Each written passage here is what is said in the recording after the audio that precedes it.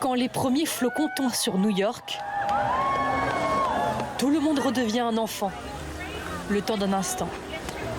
C'est la première fois que je vois de la neige. Je suis émue. New York en hiver, c'est l'impression d'être dans un décor de cinéma, dont chacun peut cette fois-ci être le héros. Et vous avez tous les ingrédients pour que les clichés rejoignent la réalité. Romantique à souhait. Elle a dit oui. Oui, mais j'ai froid. New York est si iconique pendant les fêtes de fin d'année que sur un mois, 7,5 millions de visiteurs s'y pressent pour se plonger dans cette ambiance unique. Ce couple de Rennais a planifié ce voyage depuis près d'un an. Ils viennent d'atterrir. C'est un peu le choc de l'immensité de tous ces écrans, ces lumières, cette activité-là. Ils découvrent pour la première fois Times Square sous des trompes de neige. Et New York sait entretenir le mythe, se renouveler sans cesse pour attirer un nouveau public qui filme avant de déguster. J'ai vu ça sur TikTok et j'ai fait la queue pendant une demi-heure juste pour avoir ça. Voici la nouvelle boisson tendance que tout le monde s'arrache. Le S'mores Hot Chocolate, comprenez, Un chocolat chaud avec un chamallow fondu dessus.